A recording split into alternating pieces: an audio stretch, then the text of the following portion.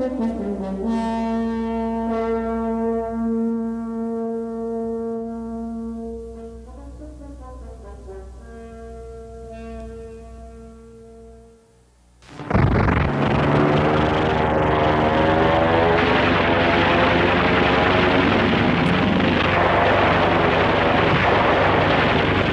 the thousands of years that ships have fought at sea, perhaps no single battle revolutionized naval warfare as much as the Battle of the Coral Sea. It was fought not by battleships and cruisers and destroyers, but in the air. Not once did the opposing surface ships come within sight of one another. Instead, in the skies overhead, Navy pilots engaged their enemy. The story of that battle is a landmark in the history of aircraft carriers. The men who have made history from the decks of aircraft carriers have always been inseparable from the flying machines they love. Bringing their birds home to roost on the roof of their floating home required all the skill they could muster after the tension of combat. You come around and your approach pattern, that's your minimal speeds. You turn into the groove. And you just catch the eye of that signal officer, and you'd love him all the more. You saw his hands out, and he'd just bring you aboard.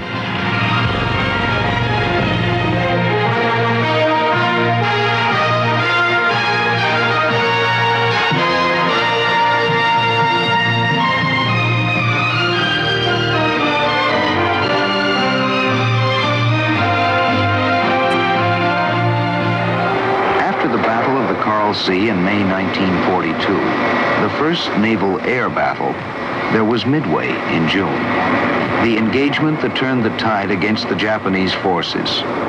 Midway, where aircraft carriers and the planes they launched proved again the strategic value of the Navy's ungainly floating airfields. To protect themselves, the carriers covered their sky with fighter combat air patrols. If the enemy should get through, the crossfire of anti-aircraft guns would take over.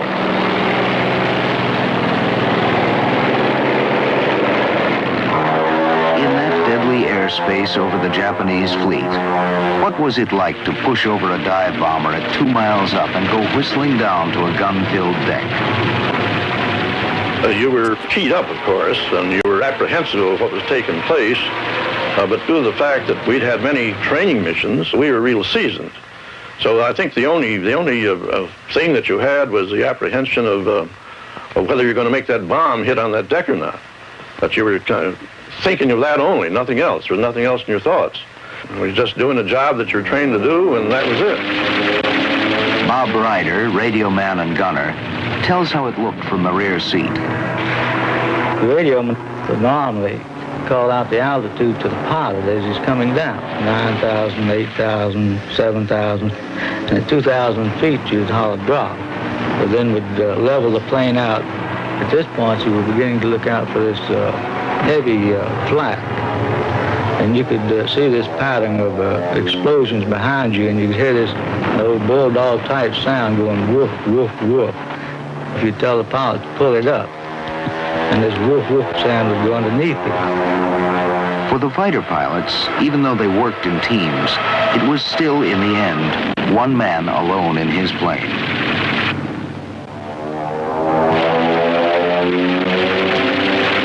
What does it take to make a good fighter pilot? Gene Valencia, a top Navy ace who won 23 and lost none, sums it up. He has to be aggressive. He has to love to fight. He has to love to tangle. But he does not, and he cannot do it foolishly. He has to know the performance of his aircraft. It's that simple. Simple? Another Navy pilot, Hamilton McWhorter, remembers that combat flying is not an occupation that accepts errors of judgment. You don't get a chance to make but one mistake. Usually that one mistake is the last one. Landing a plane on a carrier deck, a moving, rolling, pitching platform, also allows few mistakes. It was like putting a match alongside of a swimming pool. And then you thought to yourself, are we going to make it on that little thing? David McCampbell, the Navy's top World War II fighter ace. We've always had a man back on the platform with the landing signal officer, and his job to watch for hooks and wheels down when the plane is well back in the groove, long before time for him to land. To a carrier pilot, no two landings are alike. Lieutenant Skip Phelps explains how it is. And it's always something different. The day is different, the sea is different, the wind's different. Now this is 2 years for me. Today it's as new as it was 2 years ago.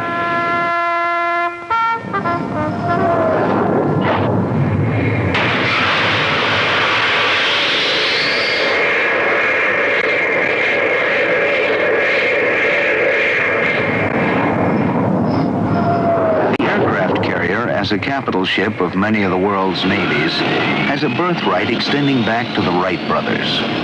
Not a sleek greyhound of the sea, not a mighty battle wagon. She is a composite, a floating airfield, a battle command center, a city of men, 3,500 hard-working men. The carriers took shape by trial and error, by the changing necessities of their age. Their development was always wedded to the refinements in the design of the aircraft that flew on and off their flat-top decks. This was a marriage of convenience, unsure at first, but a marriage that has grown in importance. Today, their 20th century machinery demands crews that include highly trained technicians, engineers, electronic specialists. The floating airstrips of World War II have doubled in size to become airports, like the USS John F. Kennedy and the nuclear-powered Enterprize and Nimitz, with flight decks covering 4.5 acres. This mobile air base, the Kennedy, can steam to any trouble spot at 600 nautical miles a day. Her airplanes can go to 85% of the world's surface. The Kennedy is free to roam where it chooses.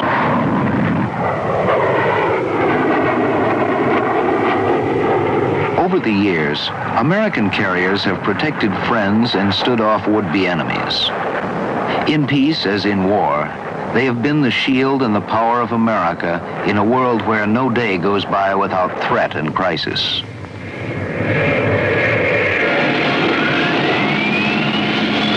A ship is nothing by itself but steel and machinery. When you put people aboard, it becomes a living thing. And it was with people, visionary and insistent, that the aircraft carrier had its beginning in the first decade of the century. The year is 1909. William Howard Taft is our president. The automobile is still a newcomer in our streets. Hardly have we succeeded in propelling ourselves along the ground on 4 wheels with the gasoline engine, then the Wright brothers have used it to propel themselves through the air. Now, Orville Wright is demonstrating a later model at Fort Myer, Virginia. Navy Lieutenant George Sweet, attending as an observer, reports back, "The Navy must have that. It will be most important to us." With these words, he sets in motion forces that will change history.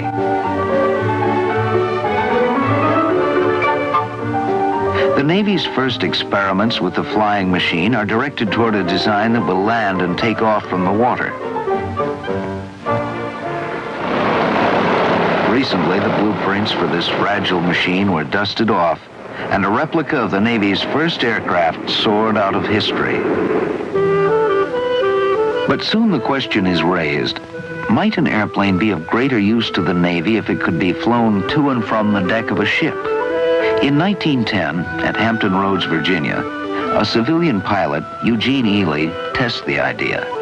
He takes off in a 50-horsepower Curtiss plane from a wooden platform built over the bow of a cruiser and lands safely ashore.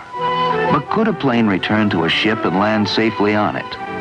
2 months later, in San Francisco Bay, Ely takes off from shore and lands on a platform rigged over the afterdeck of the cruiser Pennsylvania. Now, an airplane has both taken off from and landed aboard a warship at sea. The implication for the Navy is revolutionary. The Navy's first pilot, Lieutenant Theodore Ellison, is already learning to fly with Glenn Curtiss, a pioneer in aircraft design and construction.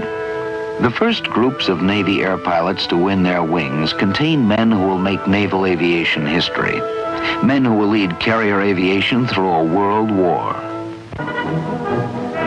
Early in the century, there's no question that Britannia rules the waves. But Germany's Kaiser Wilhelm decides to challenge England with a naval race. British sea dogs, old hands at naval warfare, but always ready for new ideas, build His Majesty's ship Furious, the world's first aircraft carrier. The U.S. Navy takes its own steps into the future by fitting 3 cruisers with catapults to launch planes. But as America enters World War I, the battleship continues to play the star role as the capital ship of the fleet. From shore bases on both sides of the Atlantic, Navy planes are the airborne eyes of the fleet, scouting for German submarines. Their brief missions are limited by the short range of the aircraft. Admiral William Sims, the commander of naval forces in Europe during World War I, tells a congressional committee, "The fast carrier is the ship of the future." This same vision of the importance of aircraft at sea has struck a young Japanese naval attaché in Washington, Isoroku Yamamoto. In his words, "The fiercest serpent can be overcome by a swarm of ants." Yamamoto, as a fleet admiral in World War II, will see the truth of this adage work triumphantly for him and disastrously against him. In the same year, Congress authorizes the conversion of the coal ship Jupiter to become a prototype aircraft carrier. In 1919, a flying boat with a far longer range is completed, the NC boat, N for Navy, C for Curtiss. Designed for mid-ocean sub-patrolling, the NC comes too late to help in World War I. It makes another kind of history. Leaving Rockaway, New York, the NC-4 reaches Lisbon, Portugal, stretching the range of aircraft to the width of the Atlantic. But this first crossing of the ocean by a Navy flying boat will become a footnote in aviation history when it is eclipsed by later landmark flights. In 1921, while the Jupiter is still being rebuilt, the Navy undertakes a series of aerial bombing tests using captured German ships as targets. Under the command of Brigadier General Billy Mitchell, Army aircraft sink the battleship Ostfriesland. Our newspapers spread the word. Airplanes have made surface navies obsolete. The Navy quietly reminds us that the Ostfriesland was merely a sitting duck, unable to make evasive movements and unprotected by either its own guns or fighter planes. In 1922, the conversion of the Jupiter is finished. She is commissioned as our first carrier, the USS Langley. At once, she's nicknamed the Covered Wagon. She is fitted with arresting wires across the landing area to catch hooks mounted between the wheels of her airplanes. The planes have no brakes, and shoulder straps are yet to become standard cockpit equipment.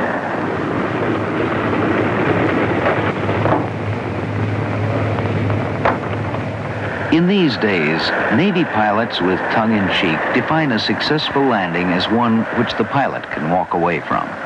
But scores of future air admirals will be among the thousands who will win their wings on the Navy's first carrier. It will become a proud boast for graying eagles to say, "I flew off the Langley." That pilot in trouble, Lieutenant Gerald Bogan, will one day, as a rear admiral, command a carrier task group through an important battle in World War II. My tail hook, as it sometimes would happen, instead of engaging the arresting wire, rode one of these fore and aft wires, which caused the plane to slew to the left. There were several people, including Commodore Reeves, standing in the gallery near the 2 smokestacks on the port side, and I was afraid that my propeller would chew them up. So against all regulations, I gave her full throttle and I did a very beautiful wing over the port side and into the drink. I was picked up by the plane guard. Retired Rear Admiral Leslie Garys was another Langley eaglet. The qualification consisted of 3 successful landings and takeoffs. And once you'd made 3 of them, you were a carrier pilot. And of course, we built this thing up. Those of us who were carrier pilots, we affected to look down our nose at all other aviators because we were Langley pilots. And we built this all up to be quite a thing. And then later, when we got the other carriers, and it was our job to train and classify other carriers, then we had to break it all down again and convince everybody it was easy and safe enough to do it. But that Langley was really something. The 1920s, the jazz age, the golden age of sports and bathtub gin. The era of wonderful nonsense. Beneath the facade of frivolity, there is a desperate desire to prevent a second world war. At a Washington conference, the leading powers agree to cut down their navies. The treaty calls for the United States to cancel 2 battle cruisers under construction, the Saratoga and the Lexington. But it permits the construction of aircraft carriers by conversion of these hulls. The Lexington becomes carrier number 2, and the Saratoga number 3. One day they will play their roles on the Pacific stage, helping to stop an enemy from sweeping across the ocean. These are the years when man's imagination and ingenuity take him on ever-lengthening journeys across the skies. Charles Lindbergh crosses the Atlantic and later demonstrates his skill by flying from an aircraft carrier. Airmail service begins. The United States wakes up to an age in which men are accepting the challenge of flight and enjoying the thrill of accomplishment in the sky. In 1929, Navy pilots practiced their trade in a fleet exercise at the Panama Canal. Saratoga serves with the attackers and Lexington with the defenders. Making new ground rules, the attackers launch a pre-dawn airstrike. The results will catch the attention of many who scoff at the Navy's aviation program. Admiral Garys flew a fighter off the Saratoga. My squadron was assigned to go after what was then the Army Air Corps airplanes over at the Army field on the Atlantic side of the canal. Everybody was just absent, and we romped up and down the field and, in theory, destroyed all their aircraft. The bombers went in, and the scouts were bombing, and I think the other fighter squadron was romping around over Miraflores. Anyway, by 8 o'clock, 9 o'clock, we were all through. Well, the umpires declared that the battle fleet had won the war because the Panama Canal had been so damaged by this air attack that it was out of commission, couldn't function. Was it established fleet aviation as a real combat arm of the fleet.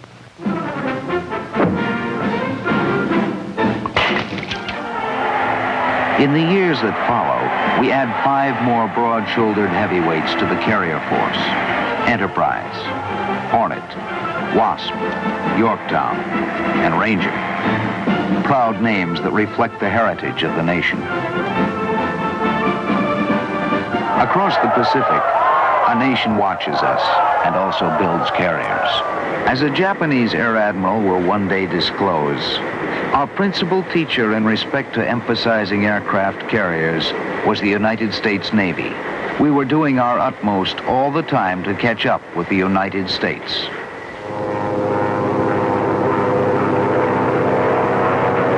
Naval aviators learn the thrill of aerial acrobatics, skills that will one day be used in combat.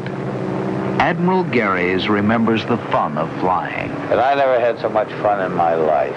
In those days, it wasn't, as I say, we were, to some degree, kind of pampered pets, prima donnas. We were developing dive bombing techniques. We were developing formation and tactical technique. We had a pretty free hand. Hollywood, for the first time, makes screen heroes of this new generation in MGM's feature film, Helldivers. Wallace Beery and Clark Gable are the friendly rivals. I got a nice bell on you, Wendy. Good. Say, listen. All I wish there'd been real bullets in that gun up there today. Oh, yeah? Yeah. Well, if those had been real guns instead of cameras, they'd be kicking dirt in your face right now. Yeah? Yeah, and Baldy here'd be playing taps for you on a piccolo. I don't like to play taps. Make me cry. Hey, listen. You can't be the guy that's been the champ of this outfit for 5 years. No? No. Hey, I've only been here 5 days, and you're through already.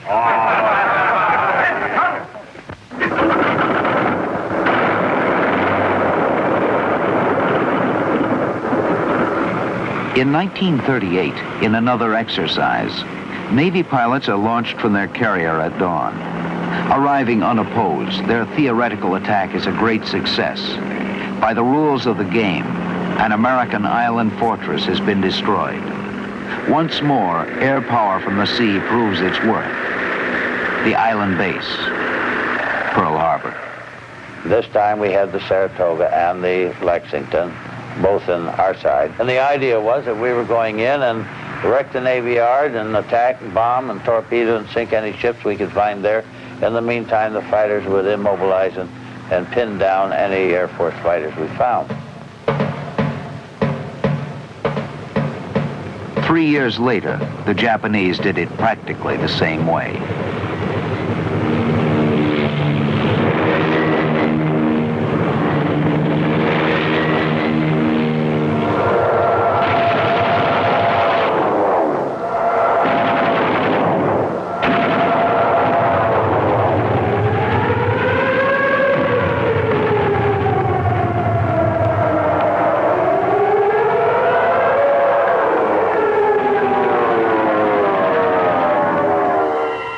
Under the command of Admiral Yamamoto, Japanese carrier air power had challenged a fleet considered the strongest afloat.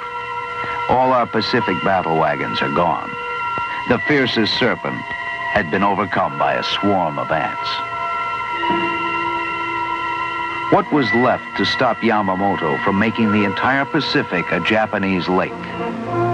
None of our 7 carriers are at Pearl Harbor on December 7th. Of the 3 assigned in the Pacific, Saratoga is at San Diego, her home port. Lexington and Enterprize are steaming at sea. From the Atlantic Fleet, the Hornet, Wasp, and Yorktown will join the Pacific forces in 1942. The 7th carrier, Ranger, will serve in the Atlantic and Mediterranean until 1944. Meanwhile, Japanese forces are seizing vast areas of the Pacific.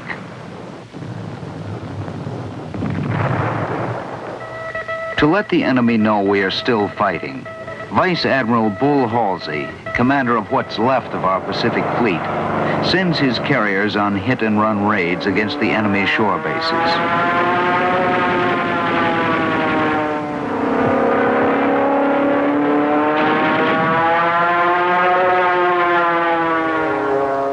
The enemy's flyers meet our attackers with skilled airmanship. Our naval aviators in combat for the first time fight against heavy odds. The enemy pilots are more experienced. Their fighter plane, the Zero, though lightly armored, is faster and more maneuverable than our Wildcat. Fighter ace Gene Valencia had great respect for his opponents. You didn't tangle with him alone. If you did, you were crazy. And I don't know any fighter pilot that will tell you he fought plane for plane with the Zero. And we did have to depend on each other. It was a matter of tactics. The rule was to fly always in formations of 2 or 4 fighters. And the basic tactic, conceived by Lieutenant John Thatch, became known as the Thatch Weave.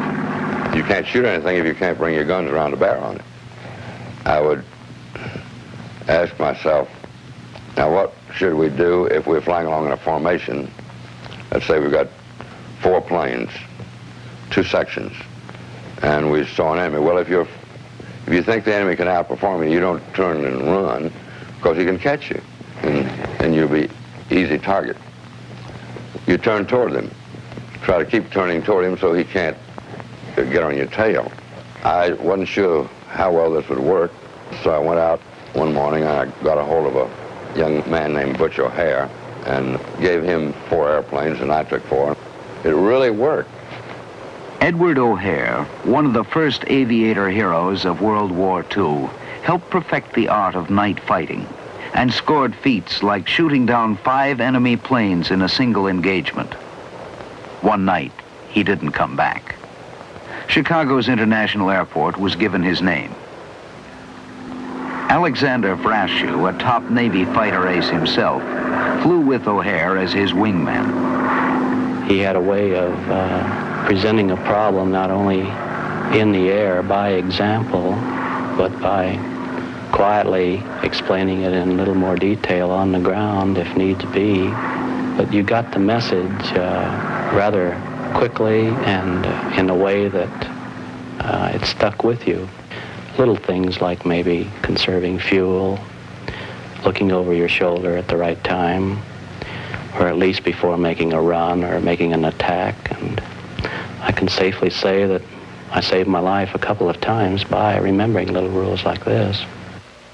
In April 1942, a daring strike is ready that will hit the enemy exactly where he lives and let him know he is vulnerable. A squadron of 16 Army B-25 bombers will attack Tokyo from an unlikely airbase for the Army Air Corps, the deck of the USS Hornet at sea.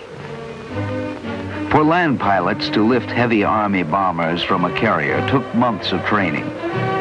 Navy Lieutenant Henry Miller, now Rear Admiral, showed them how.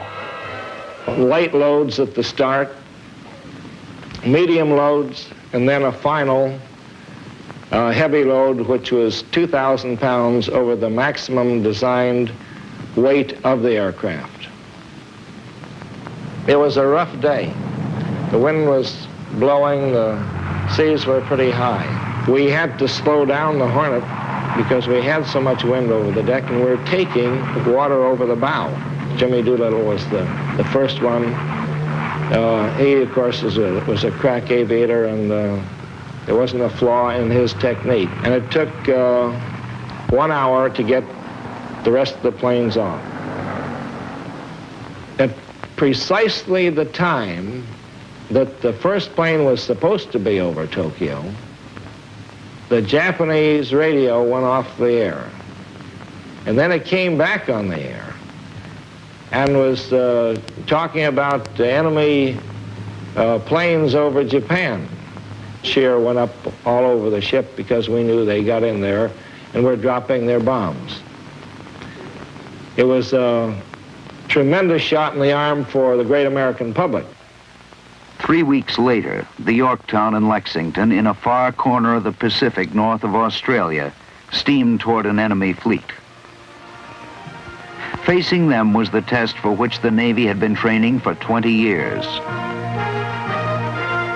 In the tradition of great battles at sea, Trafalgar, the Monitor and Merrimack at Hampton Roads, Jutland, the planes of the Saratoga and Lexington would meet their rendezvous with destiny over the Coral Sea. For the first time in history, a naval battle would be fought only in the sky.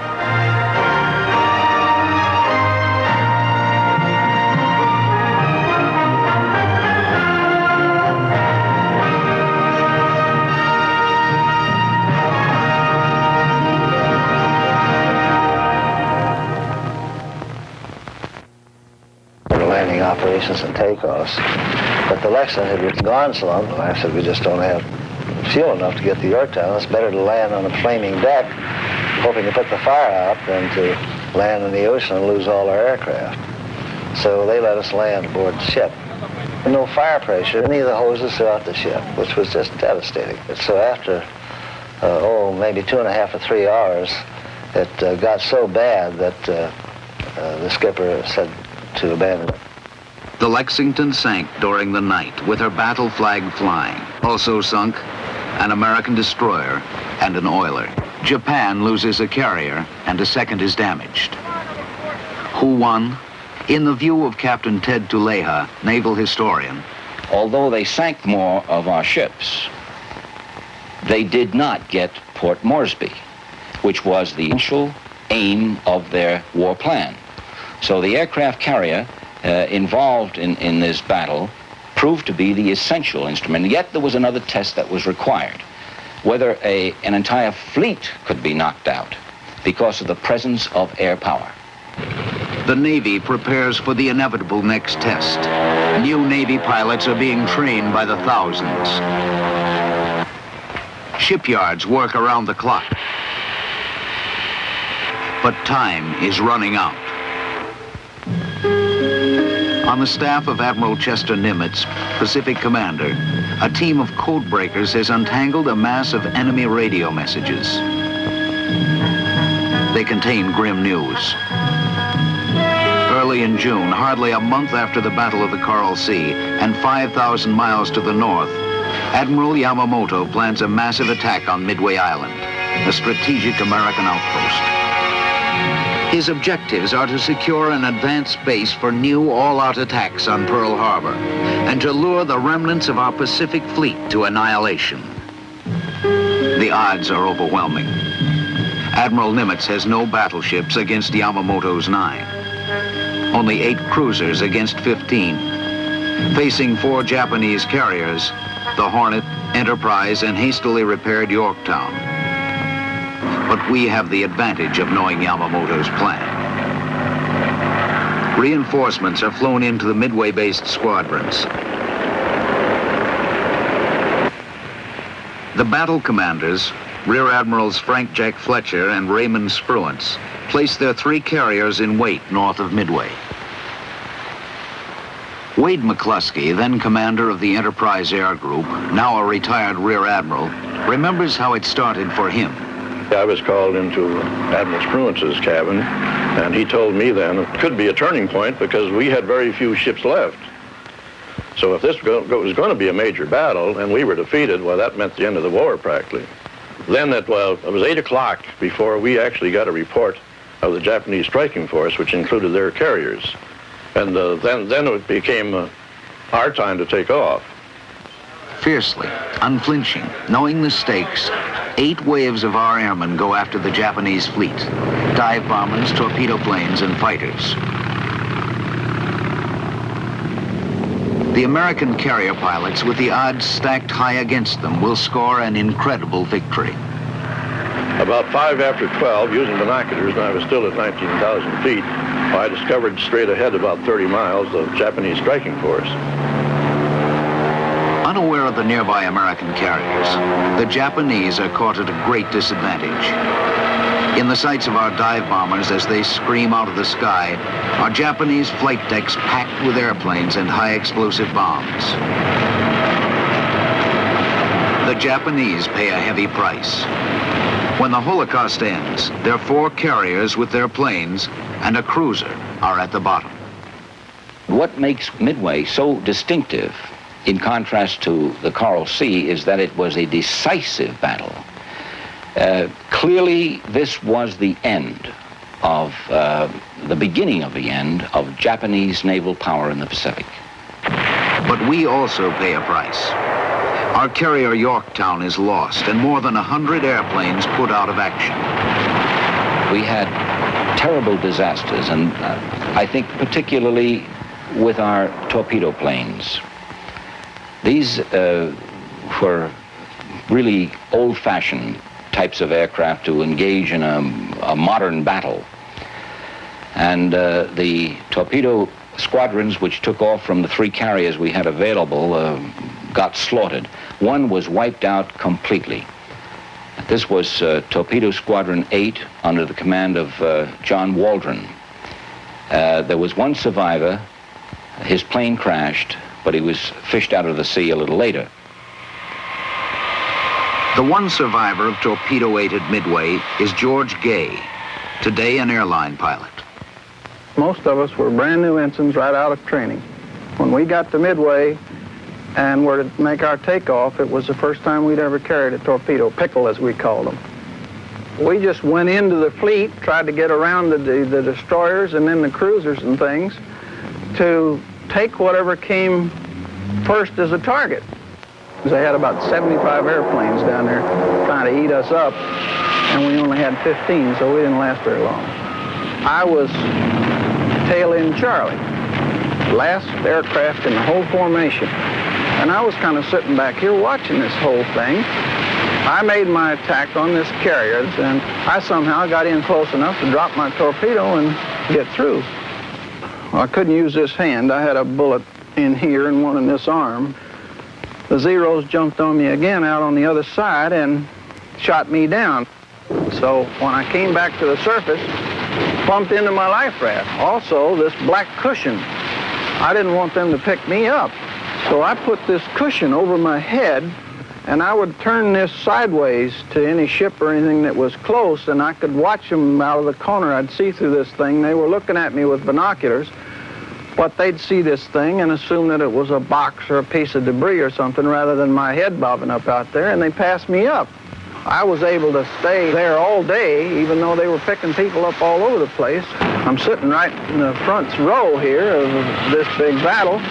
I saw our dive bombers come in and knew all those boys too, and I knew that this was their first dive, not only with a bomb aboard, but in that airplane. So I was just cheering like a football game. The PBY came by, landed on the water, and picked me up in this PBY. Took me into Midway.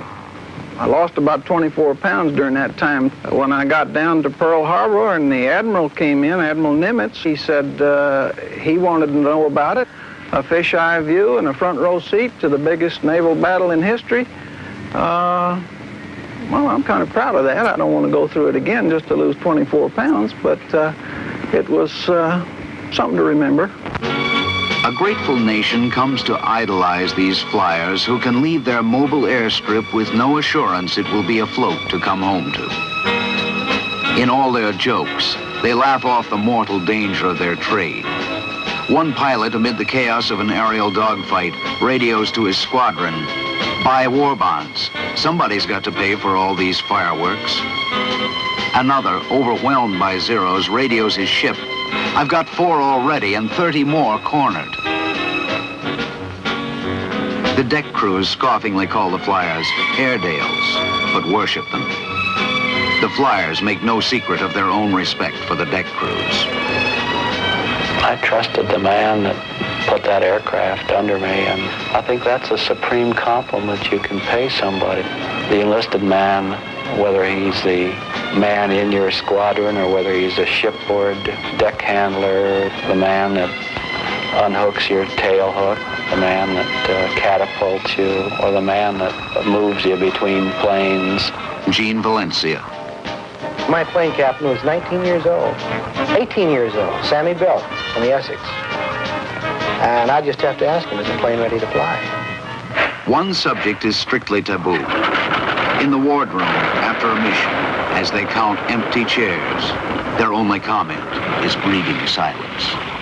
The one thing that I've tried to keep with me when I lost friends, my fellow pilots, and pilots that I didn't know so well in my various commands, was that that individual was doing something that he loved.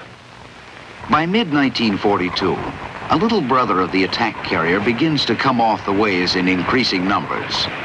The escort carrier, nicknamed Baby Flat Top or Jeep Carrier, is about a third the size of an attack carrier. Carrying only 30 planes apiece, they give support in troop landings and also play a key role in hunter-killer groups that roam the mid-Atlantic to fight wolf packs of German submarines that are cutting the lifeline to England. Dan Gallery, now a retired rear admiral, commanded a Jeep carrier in the Atlantic. For one long period, we were losing over 500,000 tons of ships per month. Altogether, we lost several thousand ships. The shore-based airplanes we had early in the war were not long enough range to reach all the way across the Atlantic. And so there was a so-called mid-ocean gap. Our CVEs came along and closed that gap up. When they did, the CVEs really made a shambles of the subfleet.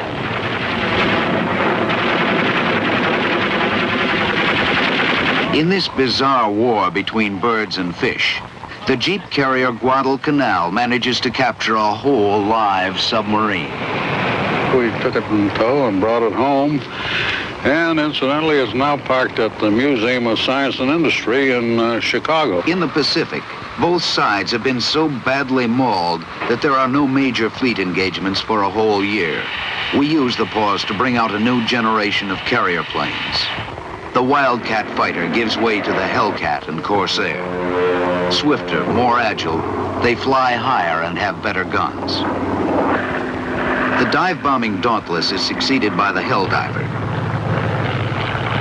The torpedo plane Devastator by the Avenger. The Navy gives them letter number designations like F6F and SB2C. The pilots have their own names for planes they dislike, such as Beast and Turkey. But the Hellcat wins a famous tribute from Gene Valencia. Well, I was so happy with the plane, when I got back aboard the Yorktown, I said if the F6F could cook, I'd marry it. We were awfully proud of it. It was a rugged plane. It maybe wasn't quite as maneuverable as the Zero, but it could stay with it. And it was tough. The new Essex-class carriers, which had been on the drawing board before the war, start reaching Hawaii in May 1943. The Ford Island Tower greets one. You look good out there, honey. The new ships become the heart of a fast carrier force, screened and protected by battleships, cruisers, and destroyers carrying thickets of anti-aircraft guns. The task force is organized in groups of 3 or 4 carriers, each of which can operate independently. At times, this awesome force will include as many as 17 attack carriers, stretching 50 miles across the sea, capable of putting more than 1,000 planes into a single strike. No fleet in history has ever packed such a punch. A vast service squadron following in its wake serves as gas station, grocer, arsenal, and machine shop, enabling the carrier force to stay at sea months at a time. The enemy, often under simultaneous attack at widespread points, becomes convinced there must be 2 such forces. We encourage their confusion by giving the force 2 alternating numbers. It's called Task Force 38 when assigned to the 3rd Fleet, and Task Force 58 when it is with the 5th Fleet. It is alternately led by Admiral John McCain and Mark Mitcher, who is to be remembered as one of the Navy's greatest admirals. Retired Admiral Arleigh Burke was Mitcher's chief of staff. And he knew his aviation. He'd been in aviation all of his life. He knew when an air group was getting tired. He talked to a lot of pilots every time they came back from a flight. One of the best naval officers I've ever known. In February 1944, the task force tackles the heavily fortified island of Truk, main anchorage of the enemy's Central Pacific Fleet, called the Japanese Gibraltar. Captain Armistead B. Smith found himself in history's greatest dogfight, in which our tactics and new planes paid off 15-1. The enemy put up a lot of airplanes. Then they began attacking, and they didn't stop attacking for the entire operation. Every time you turned around, you could anticipate another airplane. I had a lot of luck, and I shot down 3 airplanes, but at the same time, I got shot down myself.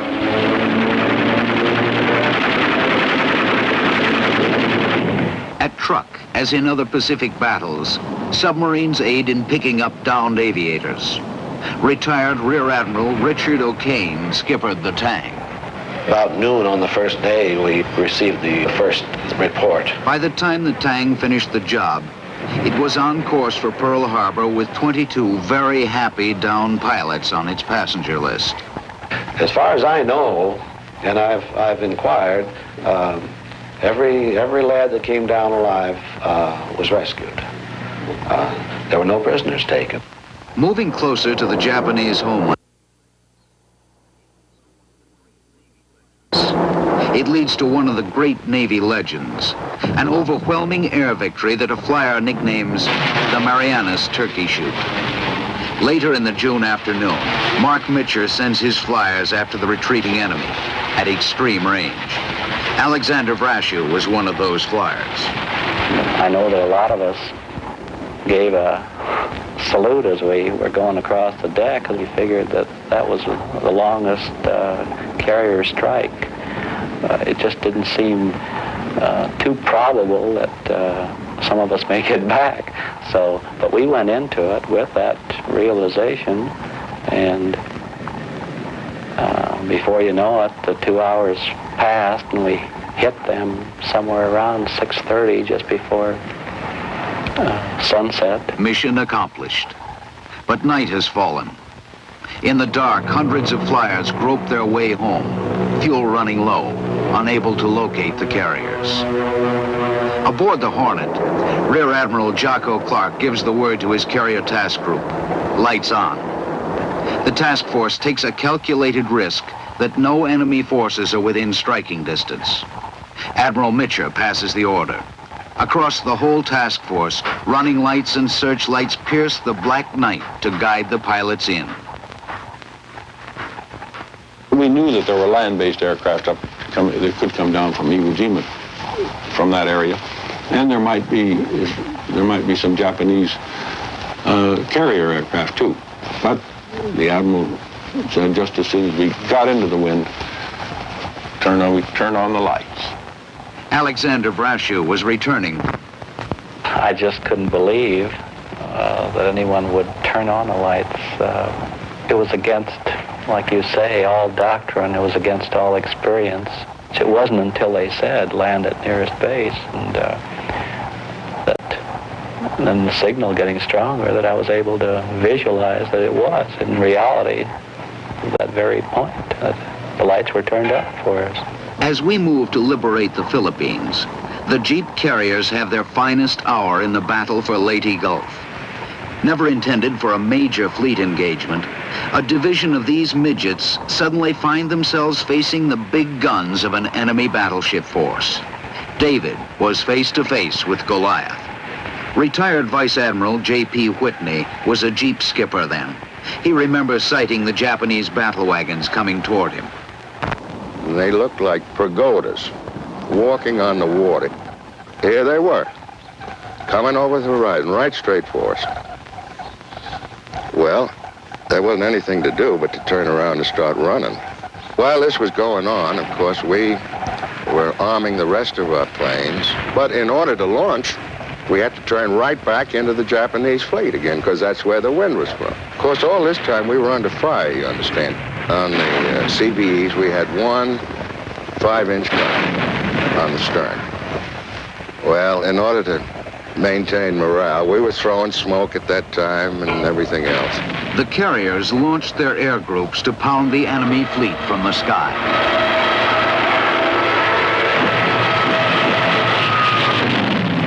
In the late morning, after we'd been under fire for over 2 hours, the Japanese admiral turned around and headed back. I read somewheres that he thought that he was running into the heavy carrier groups. And here we were, just little CBEs. The last spring of the war finds us on Okinawa, doorstep of Japan. In desperation, the enemy launches mass suicide attacks, called kamikaze or divine wind, for a storm that saved Japan from an invasion fleet in times past. In all, Japan sends more than 2,500 planes out, laden with high explosives, to hurl themselves down on the decks of the fast carrier force. Most are brought down before reaching their targets.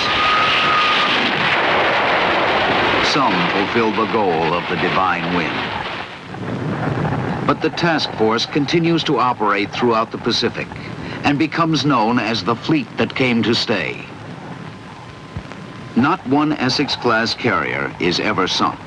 And the Franklin, after bomb hits, explosions, and fires that kill and wound a third of her crew, makes history by sailing 13,000 miles home to New York, the most heavily damaged Navy ship ever to make port under her own power.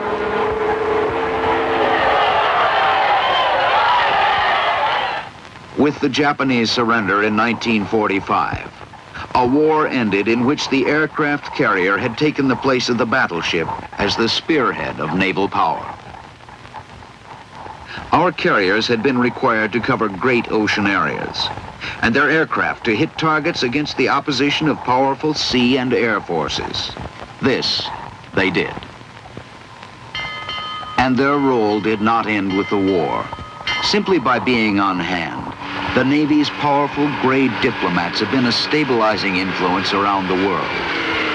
In the Korean War, jets from carriers go into combat for the first time, supporting ground forces, knocking out enemy supply routes and bridges. In the 50s, carriers take on a new look, with powerful steam catapults to give an extra shove to the much bigger planes. A new angled deck separates the landing area from craft parked on the flight deck. An astonishingly simple and efficient mirror for night landings puts a beam of light astern up the glide slope that the returning pilot can follow down to a safe landing. The meatball, they call it.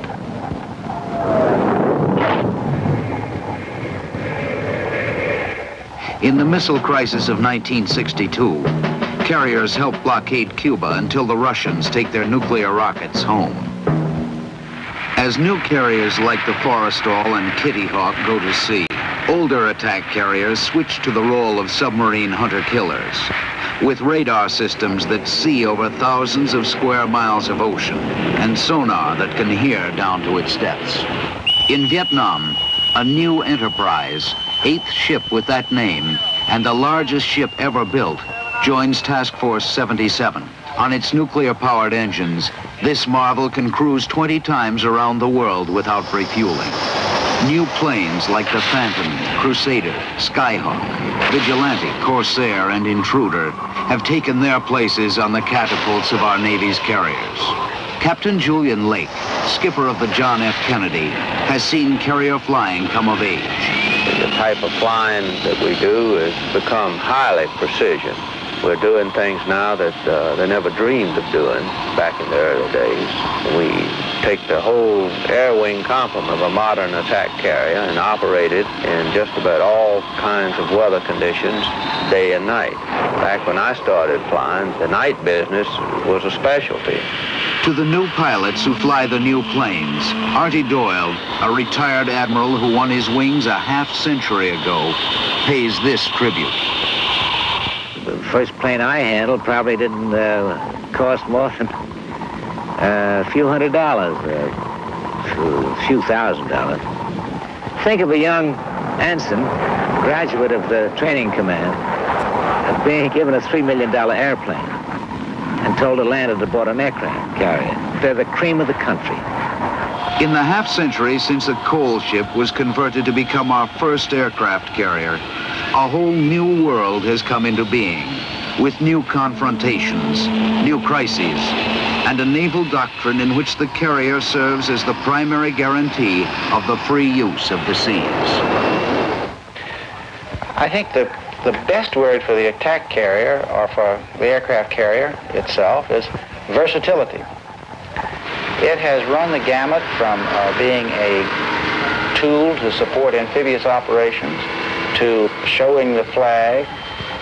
At one time, not so much anymore, it was a very important part of our nuclear deterrent force, but it could immediately shift from that purpose over to a limited war purpose. As you well know, in Lebanon this was demonstrated. In every engagement or confrontation that we have had, virtually every one, the attack carrier has had a vital role to play.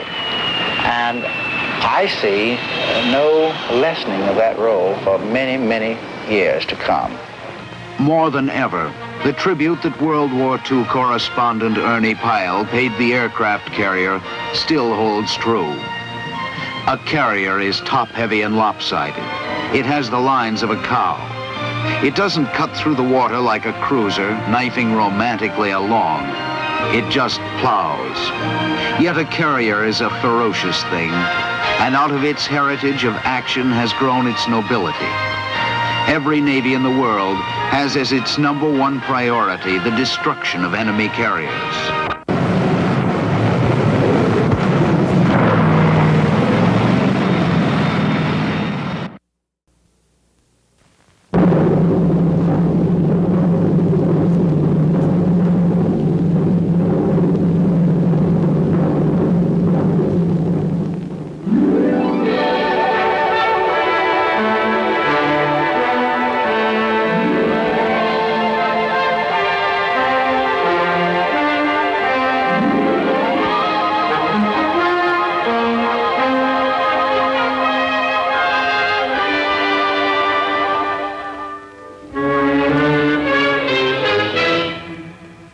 In 1962, this was the threat that shocked the nation and the world.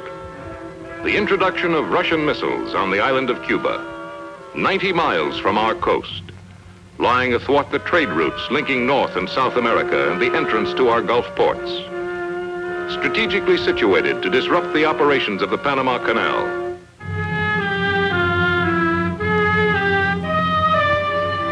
But the United States had a trump card, Seapower.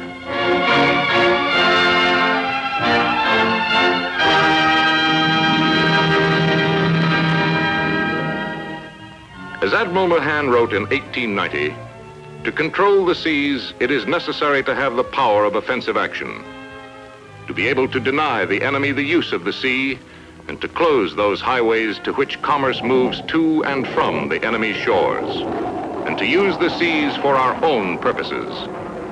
This is the essence of national strength at sea. In February 1964, the great new carrier America was launched. On that occasion, Paul H. Nitze, Secretary of the Navy, said, America is and always has been a maritime nation.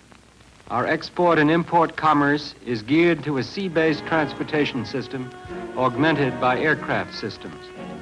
Our defense posture is based largely on alliances with other maritime nations. Our commerce, our defense, and our very future are thus wedded to the effective use and control of the seas.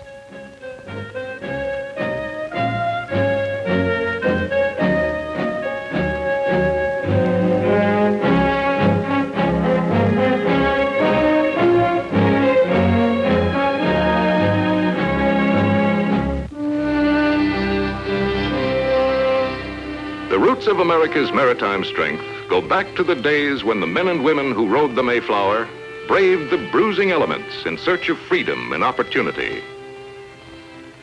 They settled in clearings that clustered along the Atlantic seaboard.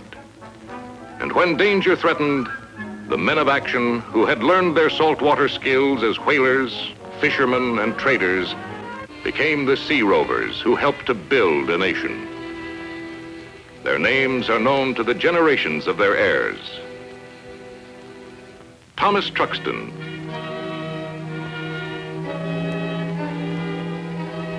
Stephen Decatur,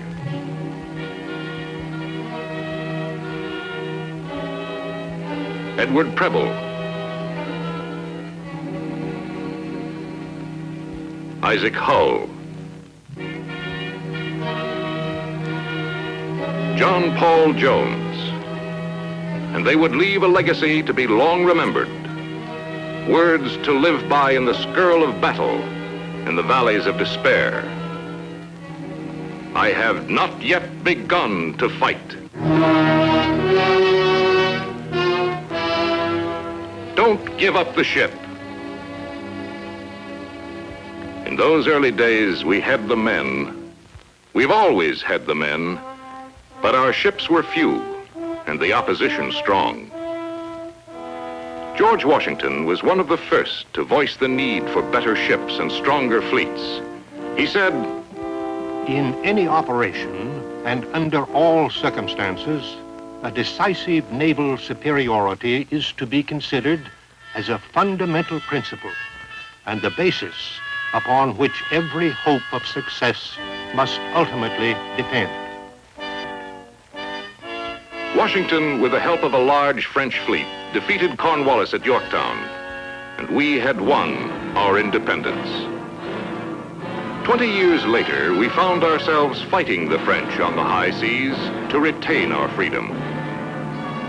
While we fought the French, the pirates of the Barbary States attacked our merchant ships, demanding tribute and holding American seamen for ransom.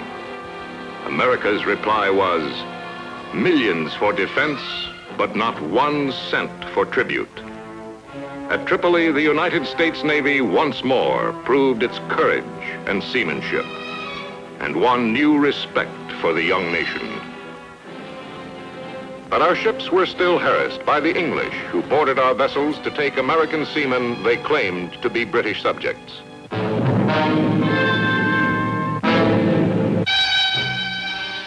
In 1812, American resentment exploded into war against Britain. We did not have the ships to match the English Navy, but our raiders and privateers played havoc with British merchantmen across all the ocean waters of the world.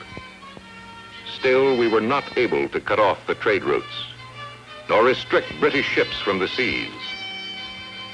In the later years, much of our Atlantic coast was blockaded, and our own seaborne trade greatly reduced. The war ended with the Treaty of Ghent, December 24th, 1814, and the principle of the freedom of the seas was finally established.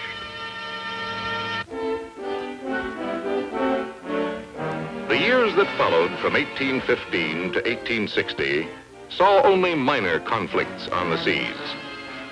And yet it was a time of tremendous changes in ships and weapons. The sail-driven ships moving at the whim of the winds gradually gave way to steam power. Although for many years the sails remained to supplement the primitive steam engines. Wooden hulls were soon to be ironclad, and muzzle-loading smooth bores would become longer-ranging, more accurate breech-loading rifles. Shot was replaced by shell. The tools of sea power were changing. But not until the American Civil War would these developments be really exploited. The most dramatic encounter of the war was the battle between the Union ironclad Monitor and the Confederate Merrimac in 1862.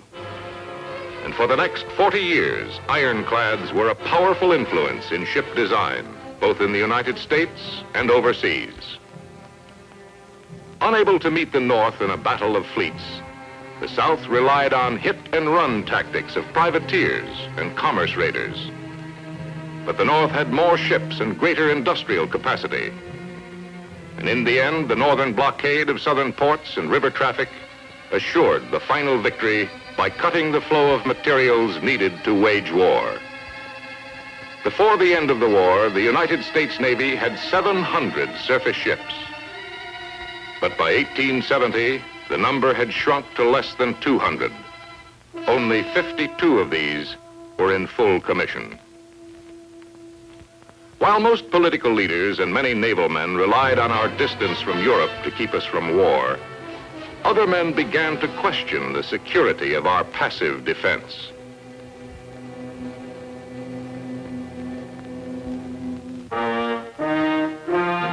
In 1884, the Naval War College was established in Newport, Rhode Island, and Captain Alfred Thayer Mahan was selected as one of the instructors.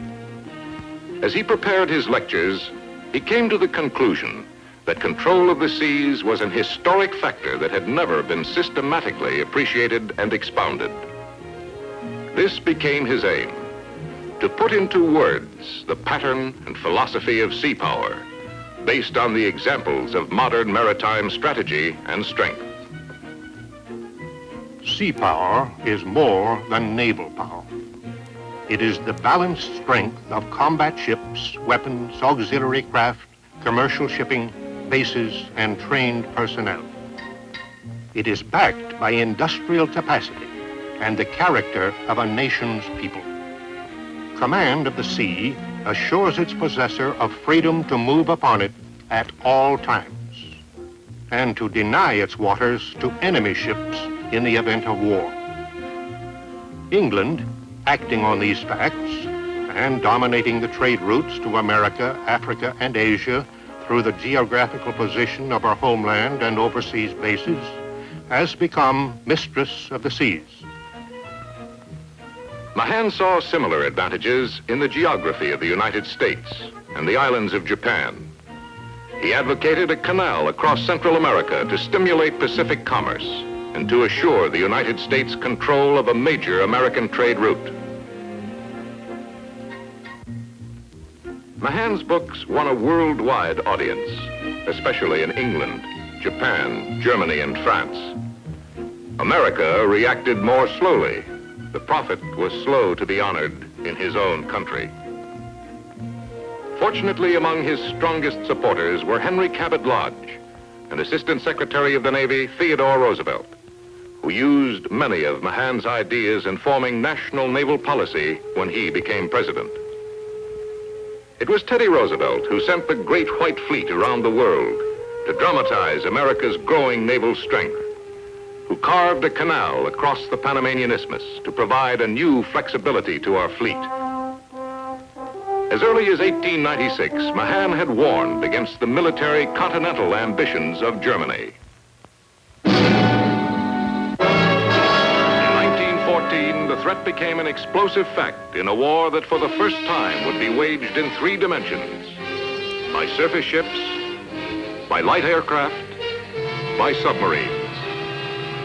Admiral Mahan did not live to see his theories proved in World War I. His death came 4 months from the firing of the opening gun, the 100th anniversary of the Treaty of Ghent. In that same year, 1914, Carl Vinson was elected to his first term as a representative from Georgia. He would serve in the House longer than anyone in history, and in later years be known as the Admiral through his determined efforts to build the nation's oceanic strength. In 1914, America was unprepared for war. Too many people had believed our splendid isolation would keep us clear of European conflicts. But our complacency was soon torpedoed, along with many of our merchant ships on the high seas. Finally, while the English Navy tried to check our common foe, an aroused nation went into high gear to produce the ships and train the men to meet the unbelievable emergency. Germany had planned to win the war on land with a rigid strategy that failed to understand the necessity of sea support. But England quickly put Mahan's principles into action by blockading the German High Fleet, closing off the seas to warships and merchant vessels. Germany in desperation struck back with sea raiders and unrestricted submarine warfare. The success of German submarines almost cut England's sea communications. But the convoy system and other countermeasures reduced the submarine menace and restored Allied control. On land, the war came to a stalemate in the muddy trenches of the Western Front. But on the seas, Britain, bolstered by American and other seaborne allies, blocked essential war supplies from reaching Germany and destroyed its ability to continue the war. The only battle between the fleets was Jutland, where the German fleet, unable to break the British control of the seas, fled back to port. Superior British sea power had driven Germany from the seas. But America was quick to forget this lesson. With the war ended, our fleet again started to shrink. We relied once more on the fallacy of our splendid isolation. It was only the dedication of a few military and political leaders that prevented the complete decline of our national naval strength. Leading the fight was Carl Vinson, who had become chairman of the Naval Affairs Committee in 1931 and authored the famous Vinson-Trammell Act, which sparked the building of a 2-ocean navy. In 1964, one of his colleagues was to say, "No man has contributed more to improving our country's armed services and assuring the defense of our country than Chairman Vinson." In World War II, a major factor in Germany's defeat was the closing of her sea lanes. The British bottled up the German High Fleet in the North Sea, while Allied naval forces and air units gained control of the waters of the Mediterranean.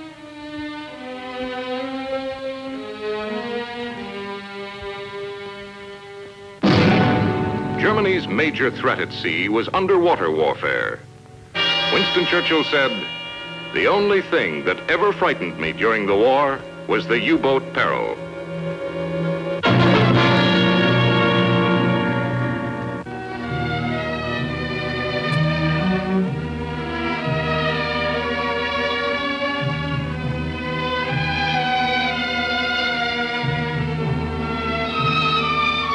For a time, the submarine offensive brought England to the brink of defeat until countermeasures turned the tide.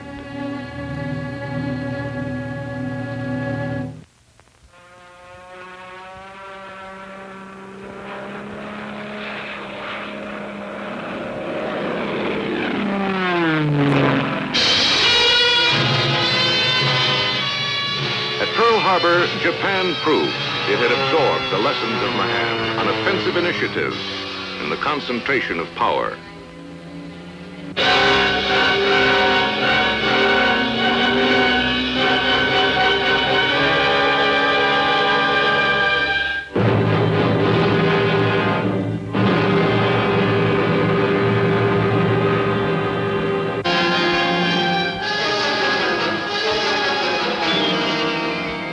The effectiveness of his teaching was written in smoke and flame.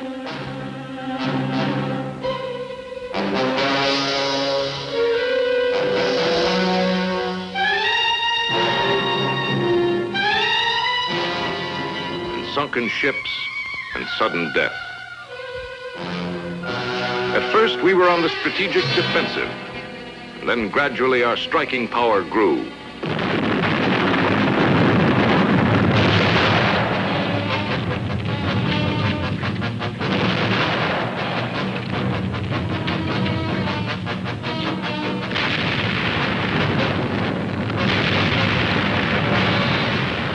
American submarines began slashing attacks on Japanese lines of communication.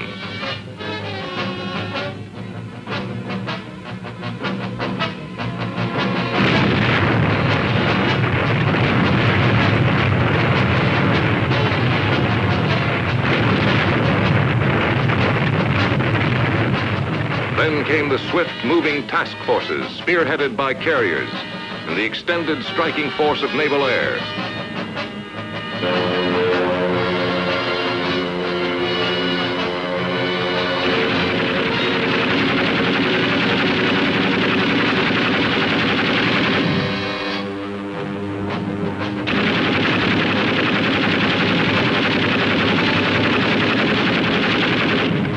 Closely followed by the amphibious assault armadas.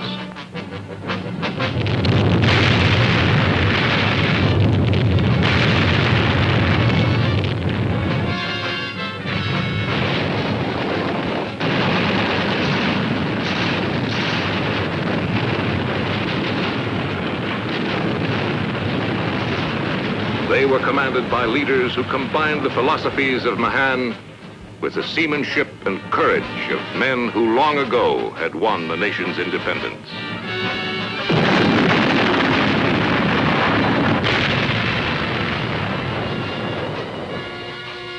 General Vandergrift on Guadalcanal.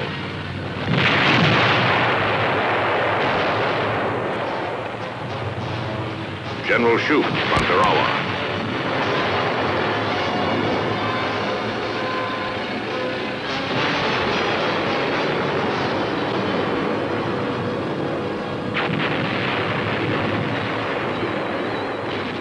Raymond Spruance, commander of the Central Pacific. Mark Mitcher of Task Force 58, who turned the Marianas into a turkey shoot.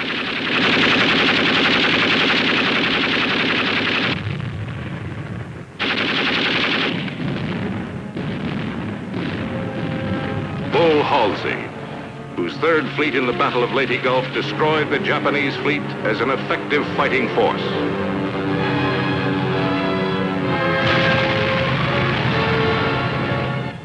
John McCain, Task Force 38, Okinawa. Mahan's principles of control of the seas and concentration of power were apparent as the American and Allied forces split the enemy fleets and beat them back on all sea fronts.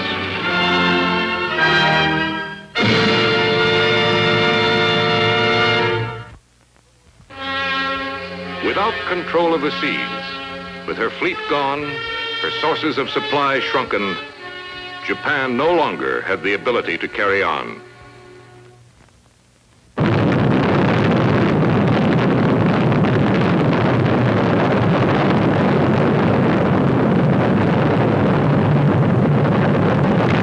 The end of World War II and the introduction of the nuclear age has not changed the importance of the control of the seas. The force of sea power is mobile and varied enough to apply a wide range of pressures, from the deterring effect of visible presence to the launching of all-out nuclear retaliation.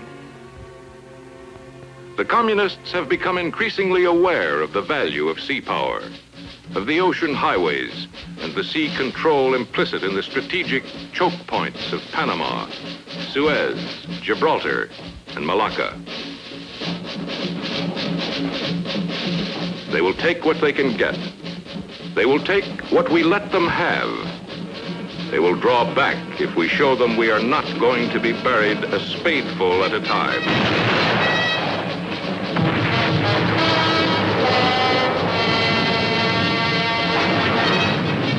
This was obvious in Korea. It was proved in the Cuban crisis. Today, the threat is not only military, but extends on many fronts in this cold, wet war.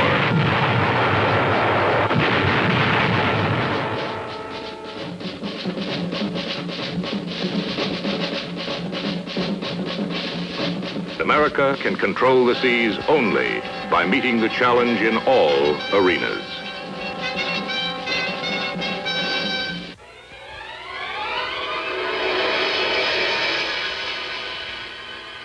We are exploring the valleys of the sea.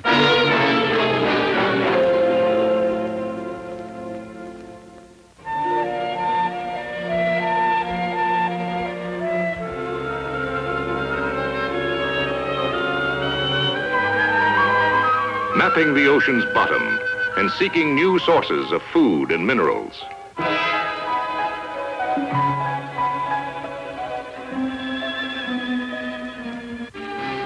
New oceanographic ships flip on end to become floating laboratories.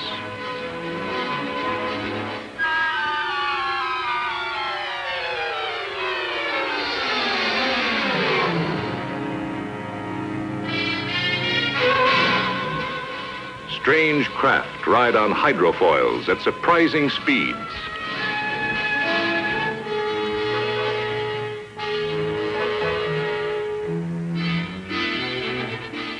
Amphibious vehicles cruise on cushions of air.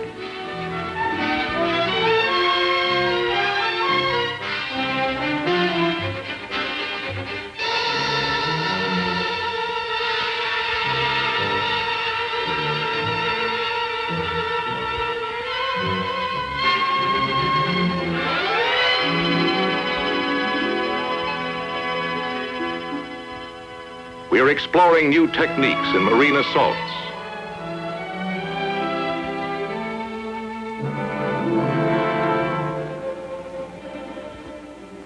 Coordinating team skills and potentials for anti-submarine warfare. Launching carrier aircraft to hurtle across the sky at twice the speed of sound. Capable of hitting targets 1,000 miles inland.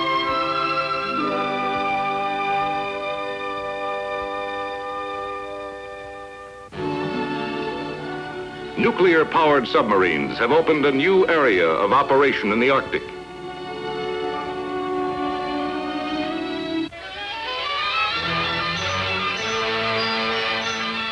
And with our nuclear submarines has come the Polaris missile system. Dominant deterrent, unseen, on duty around the clock, accurate, and with ranges up to 2,500 nautical miles. With Polaris and carrier aircraft, almost every land target in the world is within reach from the sea.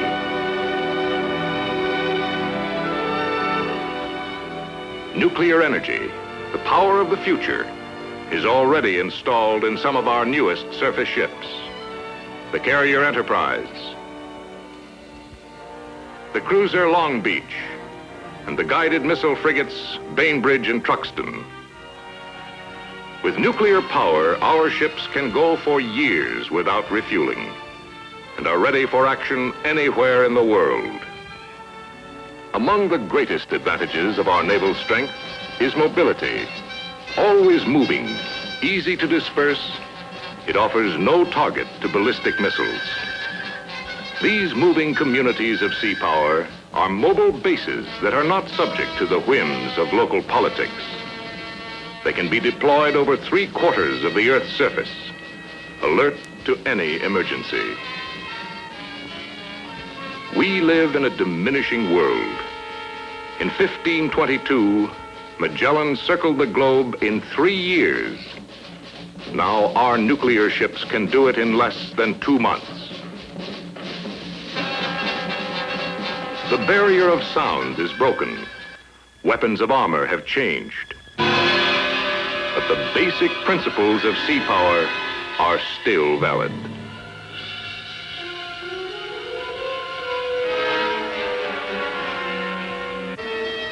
We have always had the men to do the job.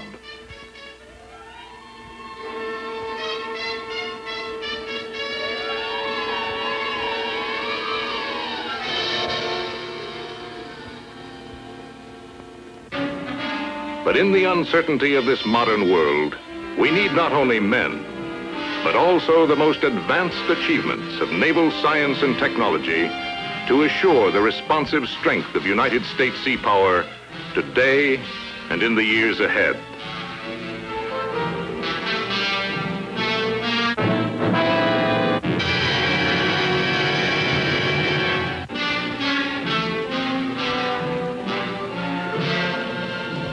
There is no single answer to national security, but one indispensable part of any answer is control of the seas.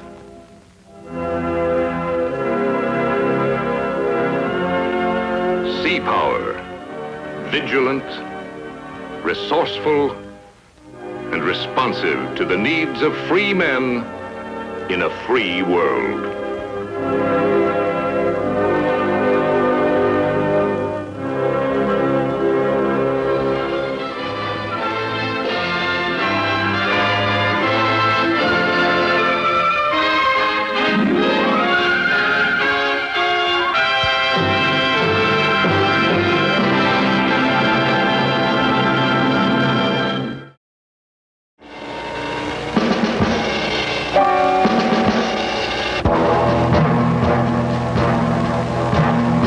Is Moskva, guided missile helicopter carrier operating in the Mediterranean on her initial voyage in 1968. She is of a new breed of warship, which the Soviet economy is now willing to support. She foretells that tomorrow's Soviet sea power will be characterized by more sophisticated and capable ships operating at greater distances from the motherland.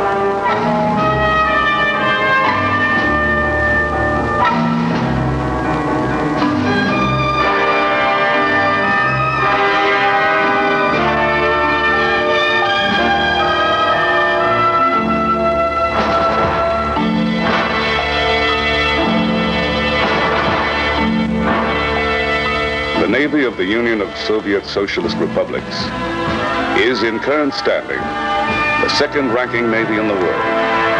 One by one, ship by ship, Soviet sea power shows the flag, makes its presence felt. The Red Navy today has strategic mobility. It moves ships great distances from home ports and transfers them freely between the Baltic, the Arctic, the Black Sea, and throughout the Mediterranean. The Russian system of interconnecting internal waterways permits the transfer of submarines, destroyers, and small ships between the Northern Fleet, the Baltic Fleet, the Caspian Flotilla, and the Black Sea Fleet. The Northern Sea Route provides even more mobility during late summer and fall. The Northern Fleet, based on the Murman coast, is the primary Soviet fleet. Its ships and submarines cruise the Arctic and the entire Atlantic. Aircraft from this northern region can fly as far as Havana and have been seen on reconnaissance flights near Newfoundland. The Soviet Pacific Ocean Fleet operates from a system of bases from the polar regions down through the Kurils to Vladivostok. The rise of the Russian Navy parallels the emergence of the Soviet Union as a strong competitor for world markets. The rapid expansion of her sea power has enabled Russia to project her national interests around the world.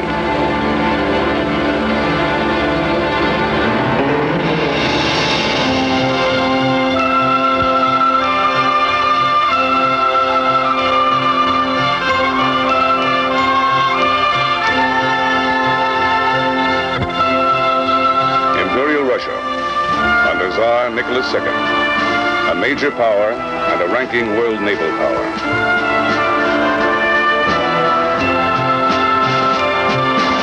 Imperial Russia boasts two main fleets, the Baltic Fleet in the west. In the south, the Black Sea Fleet and Caspian Flotilla. In the east, the Amur River and Siberian flotillas. In the Imperial Fleet of World War I, the Czar can count some 11 dreadnoughts, 12 battleships, 22 cruisers, and at least 56 submarines.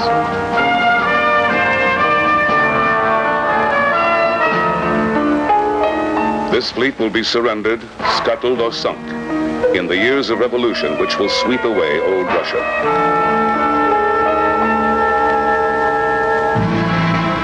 The royal family, Tsar, Tsarina, Crown Prince, and 4 royal princesses. Princess Anastasia, a young girl, roller skating on the deck of the royal yacht.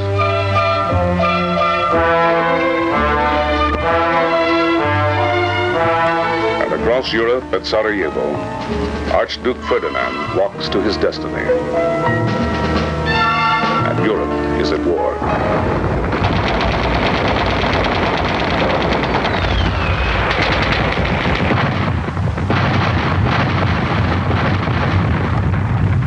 Russia fights a desperate war.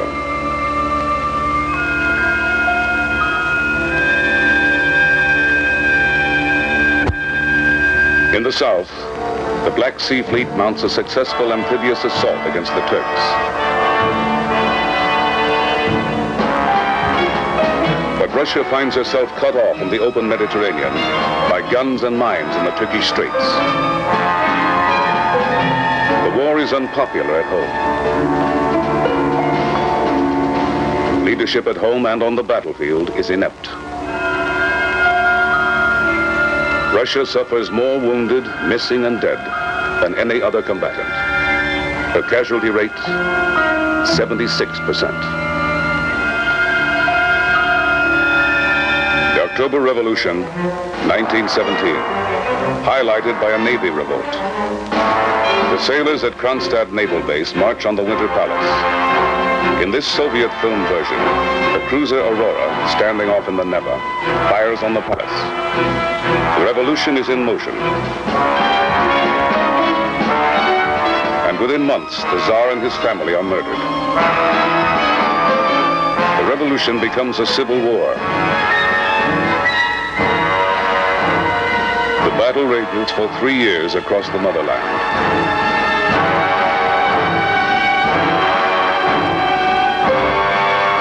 Admiral Kolchak aboard one of his ships. He receives heavy Allied backing as he leads the White Russian forces in Siberia. He will be defeated and executed by the Bolsheviks.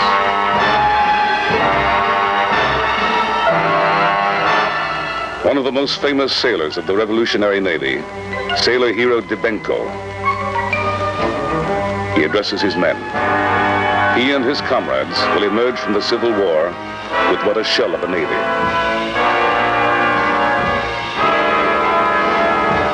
In the Black Sea, a Russian battleship is torpedoed and sunk by a Russian destroyer. 7 battleships, 2 cruisers, and 8 destroyers, submarines, and other ships are lost at Sevastopol. 2/3 of all the warships at Novorossiysk are run aground or blown up by their crews.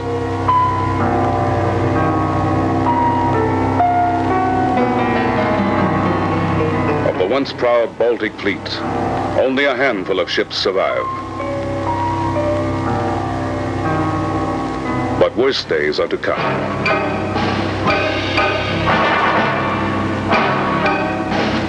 March 1921. Again at Kronstadt. Sailors revolt in a second rebellion against the Bolsheviks, demanding reforms promised by the Bolsheviks but not delivered. In these government films, the Red Army storms the bastion Kronstadt over the frozen Gulf of Finland.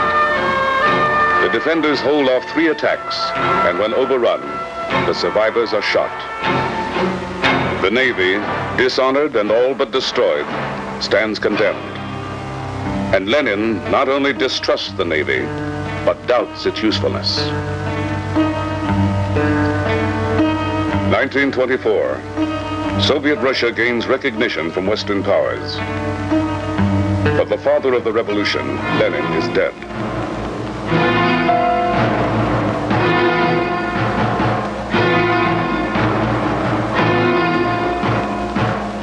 The curtain falls on the first act of the communist experiment.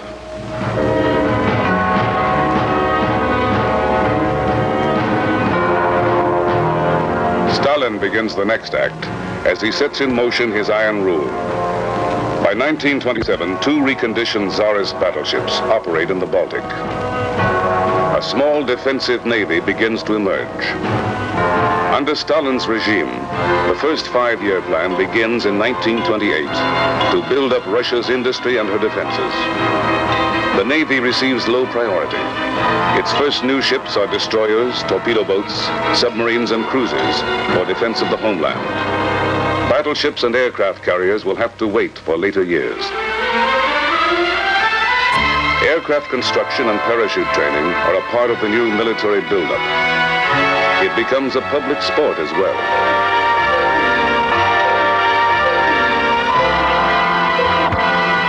In 1932, the Imperial Japanese Army invades northern Manchuria.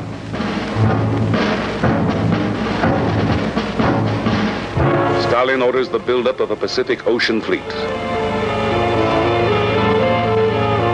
1933, the start of the second 5-year plan. The Soviet Union emphasizes construction of a submarine fleet aimed at becoming the largest undersea force in the world within 5 years.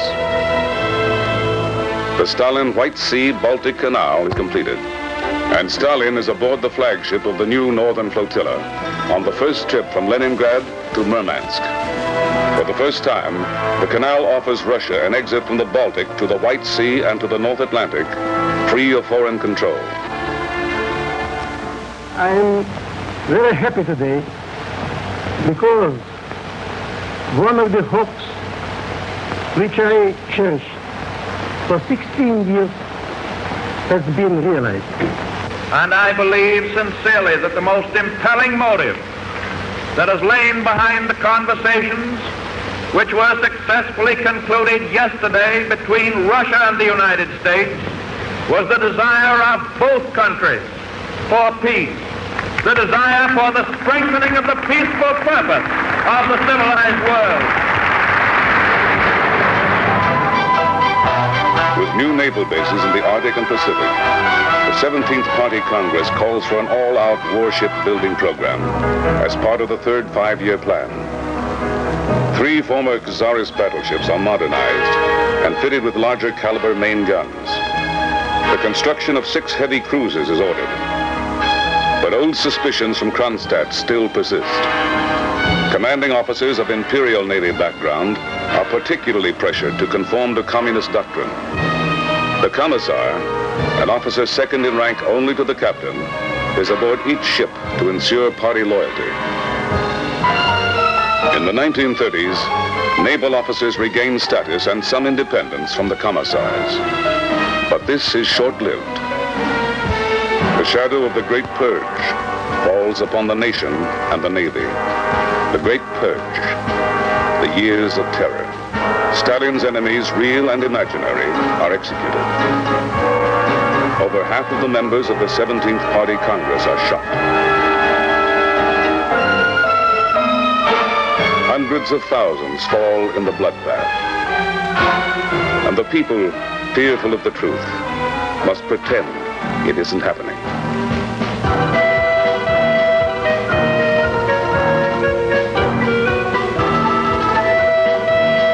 The estimate, half of the Red Navy's officer corps is dead. The commander-in-chief of the Navy, purged. Commanders of the Baltic Fleet, the Northern Fleet, the Black Sea Fleet, purged. All 8 admirals alive at the start of the purge are liquidated before it ends. August 24th, 1939. The Soviet Union and Nazi Germany sign a non-aggression treaty.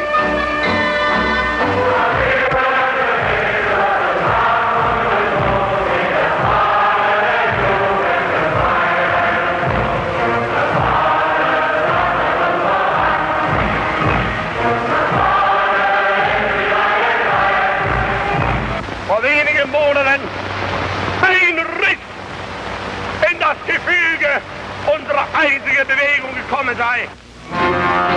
Within a month, Hitler invades Poland. Stalin follows suit and occupies eastern Poland.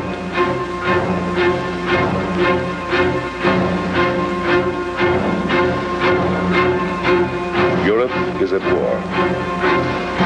Control of the Baltic is vital.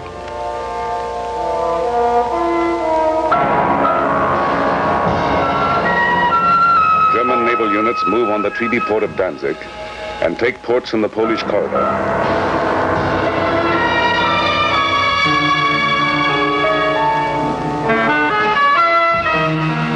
Further north along the Baltic, Stalin forces Latvia, Lithuania, and Estonia to give up bases to the Red Army and Navy. Now, the Soviet Union wants Finnish naval bases and airfields.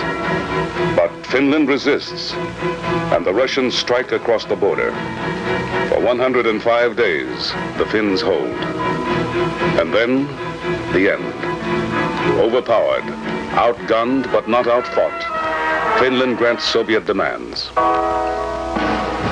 Now, on the brink of Hitler's invasion, 3 5-year plans have seen the keels laid for over 500 warships, including 82 destroyers and 14 cruisers. More than 300 of these ships are already in commission. Pride of the fleet, however, is the largest submarine force in the world. Over 200 submarines and almost 100 more under construction. The Naval Air Arm, 2,000 aircraft, but inferior, woefully antiquated. No match for German strength. Anti-aircraft artillery, a dramatic increase in number, but fleet bases are judged vulnerable to air attack. Russian strategists fear the overwhelming strength of the Luftwaffe will imperil fleet operations. June 1940. The Soviet Union occupies all the Baltic states. She also moves on Romania. The lower Danube is now in Russian hands. On the eve of the German attack, Soviet shipyards are busy. 219 ships under construction. Here lie the dreams of the Soviet Navy of the future. Here are hulls of great cruisers and battleships, which will never be completed. Many the Nazis will seize as they slash into Russia.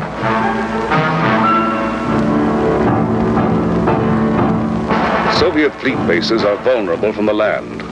The German plan, cut off, isolate, and eliminate the Red Navy as a factor in the war. The Navy turns to defense and to amphibious operations in support of the Red Army. The 10th Army Corps is evacuated from the Hanka Peninsula and from Tallinn on the Baltic. In the south, the Black Sea Fleet infantry serve with the Red Army as it is driven toward the Caucasus. Thousands are cut off and taken by the Germans.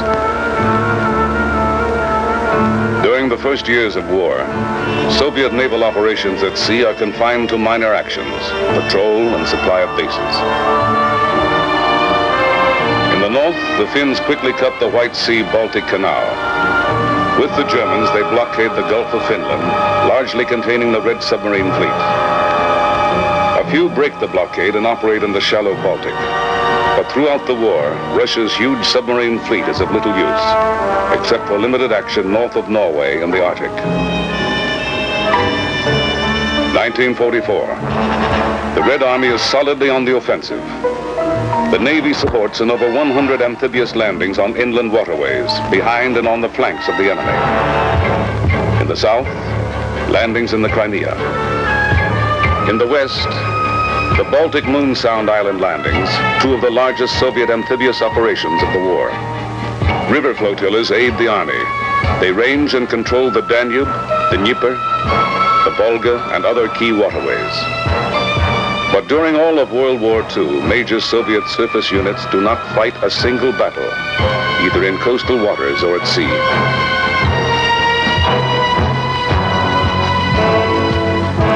Aircraft account for more than 1/2 of the enemy ships sunk. Naval aircraft fly over 300,000 sorties and destroy over 5,000 enemy aircraft.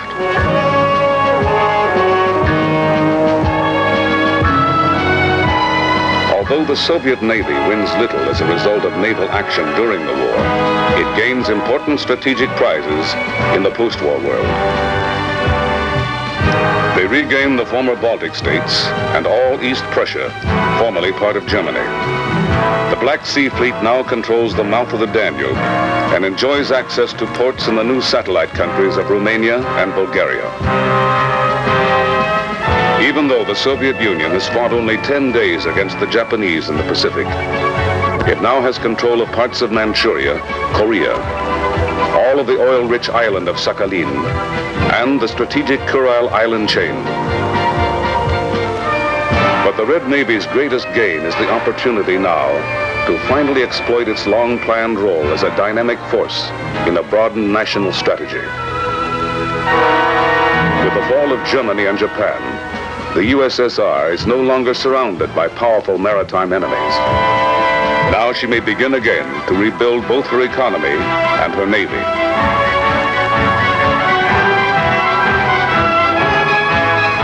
The Soviet Union immediately registers all captive ships. And again, the Soviet Navy must for the time being concentrate on coastal defense, with promise of major warships to wait, but not for long. The post-war Navy places the Soviet naval officer in a special class. A conscious effort is underway to create an elite corps and foster naval tradition even in the cadet corps, usually drawn from officers' families. East European satellites are directed to rebuild shipyards and provide ships for the new Soviet merchant marine and high seas fishing fleet, while Soviet shipyards will concentrate on warship construction. Polish, East German, Bulgarian, Romanian, Yugoslav, and Albanian ports are now available to Soviet ships.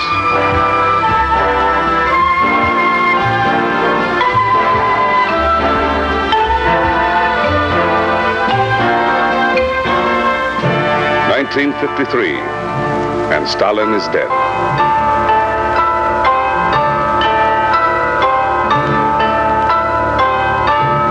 Khrushchev rises to power, and with him come vital decisions as to the level of technology to be employed in the Navy of the future. Now the Soviet Union looks to nuclear power.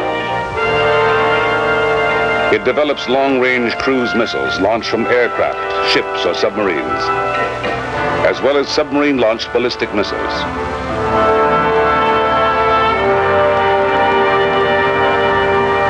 But Soviet sea power progresses in a pattern which recognizes all elements of maritime power. Warships are just one part. What emerges is a collective national force, a balanced modern merchant fleet, oceanographic service, and high seas navy, all under unified government direction. In the early 60s, the Soviet merchant fleet is in 11th place among the fleets of the world. 1965. The merchant fleet of the Soviet Union now ranks in 6th place. 1968, there are now almost 1,400 seagoing merchantmen. The 1980 goal is to more than double the size of the present merchant fleet. Over 80% of this fleet is less than 10 years old, and the Soviet Union is striving to attain the capability of carrying 75% of their trade in ships flying the red flag. These ships call at some 800 ports in 90 countries. To service the world markets for oil, the Russians have over 300 tankers. Western suppliers have been dislodged from their long-established markets by these ships. The Soviet high seas fishing fleet is the most modern in the world. With 4,000 vessels, its catch has more than doubled in the past 10 years. This fishing fleet supplies the needs of a great many emerging African nations: Senegal, Ghana, Nigeria, Congo, Liberia, Sierra Leone, Guinea, and Egypt. Part of this huge state-owned enterprise is stationed in the Atlantic within 100 miles of Boston. Its units operate on station for months at a time. The Soviet oceanographic effort employs over 150 ships and 2,500 scientists and technicians. In the past decade, the Soviet Academy of Sciences has made important gains in Antarctic research. Ice studies and marine life observations are being made in the vast areas of both polar regions.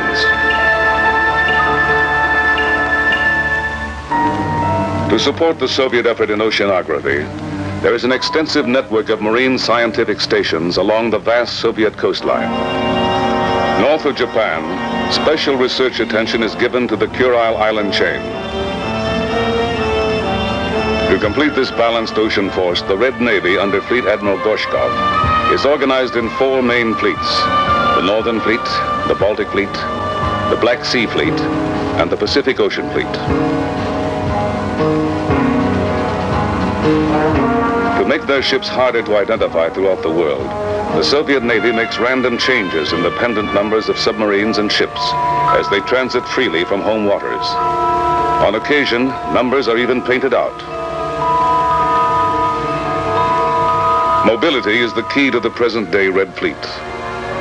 Now, by using ports in client and satellite countries, they have better access to the North Atlantic and Mediterranean than in years past.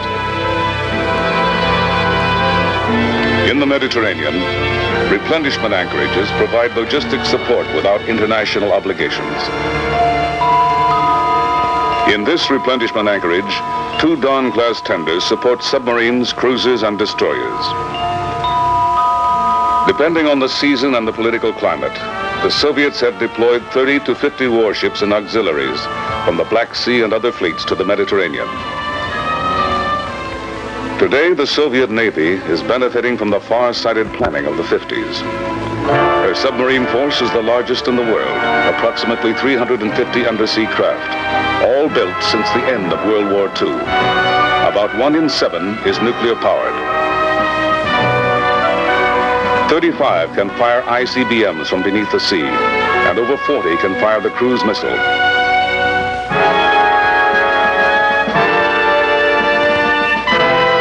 The Naval Air Arm has some 800 fixed-wing aircraft, including 150 helicopters and 500 jet bombers, most of which can fire cruise missiles.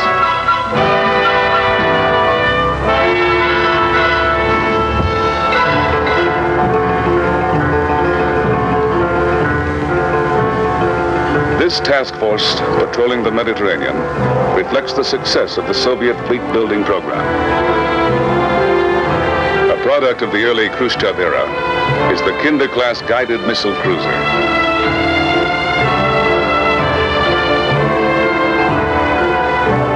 Her armament includes surface-to-air guided missiles for defense of her task force from air attack.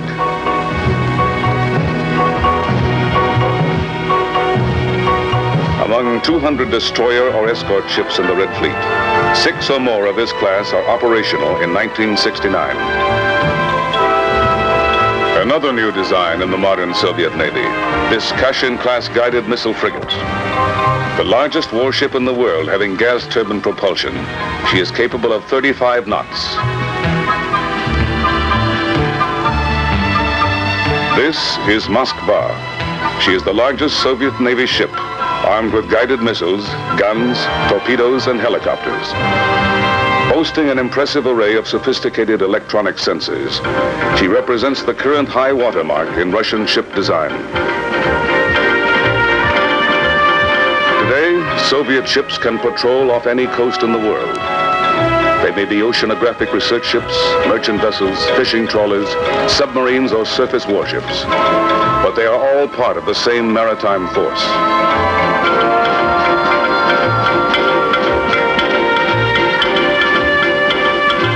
Closely commanded through a modern system of communications, they can respond rapidly anywhere in the world to any situation.